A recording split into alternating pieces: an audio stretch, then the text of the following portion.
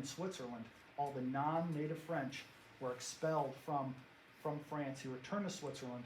He struggled to keep the order together. He desired to come to America to be a mission, but he was always denied. So then in 1831, he broke away from the Trappist order, again leaving the order that he was at, and he opened his own school in Löwenberg, Switzerland, for teaching boys, preparing them for ministry work. Now at this point, he's not actually with an order. He's been in 2 different orders, but he's just teaching them religion on his own. He had a desire to do missionary work in Africa. A lot of time in this time period, they were trying to move to Africa, and a few decades later, a lot of people wanted to go east into China to spread the word. So then in 1832, he traveled to Rome with his widowed mother, and that is where his mother found a few priests in the Order of the Precious Blood. She became familiar with this order and actually worked with a number of women in that order. So when they returned back to Löwenberg in Switzerland, she started her own school just for the girls. He would then have a school for the boys in the same castle. And then in 1836, his mother passed away. Father Brunner, still operating the school there, he traveled to Rome again in 1838 when he met a priest of the Order of the Precious Blood. Now his mother was already familiar with this order, but for the women's side. So now he meets a priest, and he is just so immersed by how pious and how honorable this priest is, that he finds the order that he's always longed for. He joins the order. He goes back to Löwenberg, and he creates it into a seminary for this order back in Switzerland for future missionaries. But that doesn't sit well with his diocese, because he took an order from a different country and brought it into Switzerland. He's already made a few waves at this point because he's been in a number of different orders. So things aren't the steadiest there. So he actually writes a letter to someone he knows in America. Remember, he had that desire in the past to be a minister in America. He writes a letter asking if there's anywhere for him and all his individuals in the seminary to go. And he gets lucky there in 1843 when he receives a letter from Bishop Purcell. And that is when they accept coming to the Diocese of Cincinnati. So they set sail from France. Now some records show that there were 7 priests and 2 lay people. Other records show 8 priests and 7 lay people. It's hard to say what it was, but they left from France. They entered into the port of New Orleans. They sailed up the Mississippi River on steamboat, and they ended up in Cincinnati, where they were assigned to Peru, which we've already discussed. Now from Peru, that was the mission center. He had to travel all over, as we said, Sandusky, Fremont, down to Melmore, McCutcheonville, and in New Riegel. So when he first visited New Riegel, February 4th, 1844, he was there for 2 weeks, and he was so impressed with the individuals there, their love for the faith, that he decided this had to be a mission center here. Instead of being in Peru, they could keep that one, but make a new mission center so they could better serve the people in that area. So they purchased land. They purchased 53 acres, which was part of the 3 acres already bought from the Brosmer family. They purchased 57 more acres from them, and then another 20. This map they have here is a map from 1854. It's the oldest map that I've been able to find. It's a little hard to see here, I apologize. But the part that's missing there on the right side is directly on New Riegel. Isn't that just the worst of luck? That's the part of the map that's missing, and that's probably what I would find most interesting to see. I also love that New Riegel is spelled a little differently than what we're used to. So what they had done is they decided that this was going to be the spot, so they needed to build a church. So they began to build a 2-story dwelling. It was going to be a chapel and a living quarter. It was going to be above it.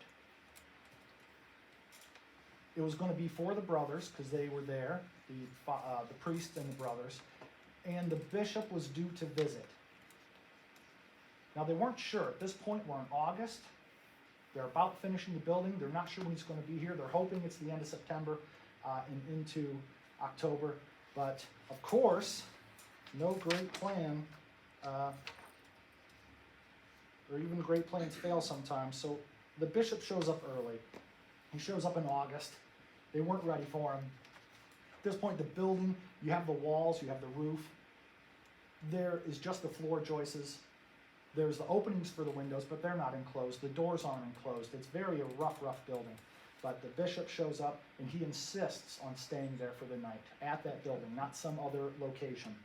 So it says that the people in the area just scrambled to make it a place for him to be in. So people were bringing rough cut lumber to lay on the floor joists to make the floor. People were bringing their best bedding, their best quilts. They were covering up the windows, covering up the doors. You could just imagine the mad scramble that these people wanted to make it a place that was good enough for the bishop of all people to be in. And it was noted that the people really loved how humble the bishop presented himself. Instead of saying, oh, there's no way I can stay here, this isn't good enough. No, he wanted to be in that building. Now, as I said, that was going to be for the priest and for the brothers, but the problem is the bishop showed up and decided that we're going to change plans a little bit. We have too many sisters over in Peru. We're going to bring a few of them here to this community. So that building actually became the first convent for the sisters. Now, I'm not sure if it would have been technically called a convent, but it would have been where they were housed. So here's a picture. I find it to be very interesting because I don't know when it was taken, but it would have been somewhere in the 1840s, maybe even into the 1860s. But cameras were such a new technology at that time, so to have this picture of this building is quite rare, I think. But the sisters showed up. There were only 3 originally. They ended up being, I believe, up to 10 by the time that the building was actually completed. Here's another, this is a drawing of that building. It was called the Mary at the Crib. So just before Christmas in 1844 it was completed, and Father Brunner dedicated it to the sisters. Now, New Riegel being the mission center, you can see in this map all the lines come into one point. Number 1 would be Wolf's Creek, being New Riegel, and as it spreads out, those are all the different areas that they traveled to. So St. Joe's in Tiffin, when that was completed. St. Andrews in Liberty Township, just north of Bascom. St. Nicholas, Frenchtown, St. Peter and Paul in Alveda. Even went south into Kirby for St. Mary's. St. John's in McCutcheonville, which is no longer there. St. Peter in Upper Sandusky. Even into Crawfordville, Finley, Kenton, Belt Fountain. They had to travel a long ways. And again, this is going to be in 1845 and probably into the 1850s and 60s. So they're doing a lot of this, again, horseback or walking. And if they were walking, they'd have to carry the tools that they need. So they probably have some kind of a satchel with the different items that they need, the chalices and the oils to have communion. It would have been muddy wilderness to walk through, and they really didn't have much protection, but that's what they did. Along with those mission centers to hold masses and baptisms and burials, the Precious Blood built 10 different convents. We have the convent in Wolf's Creek, New Riegel, and then they had more in Thompsonville, and I believe the area is called the Land of the Tipped Crosses, or the Land of the Cross Churches, something like that. It's down in Mercer County area. It would have been like St. Charles. the Charles Seminary, I believe. That's where a lot of these would have been. It started in New Riegel, and it just, for one reason or the other, it went down there. St. Henry, Coldwater, Mercer County, that area. And even here in the center of the page, you can see here's a Mercer County. What I always love is that all of them seem to somehow be dedicated to Mary in different ways. The names vary a little, but that is where they focused. It seemed to just adoring Mary. So we have a log cabin for New Riegel at this point, and it was just getting too small. So this is a picture that I found. It is the only picture, rendering, drawing of the first church. It's this the little one in the center of the picture. That is, I'm assuming, the log cabin church. Then to the left of it is the brick church. That was constructed between 1845 and 1849. And that would have sat where the current priest house is. Now what I love about this story is they hired someone from McCutcheonville, this George Chryslip, perhaps, to be the carpenter and to build it. He was born a Lutheran, but at some point during this construction of the church, he actually converted to being a Catholic. Perhaps it was just being immersed by the nature of the priest and the brothers and the whole community there. Now, funds were limited at this point. You have all these immigrants. They didn't speak the native language. They made their own little community here. Funds were limited for the parish, so they built a church, but not the steeple at first. They actually made a wooden steeple in 1849. There were no plaster on the wall until 1851, and they didn't make all their payments. Now, one of the things that I found interesting, well, I'm getting ahead of myself. That might be the other church, actually. We'll get back to that. The payments and their debts extended for a number of years until 1851. Now, at this point, there still is not a village of New Riegel. Now, we think, well, how can that be? Well, that's because Anthony Schindler arrives again.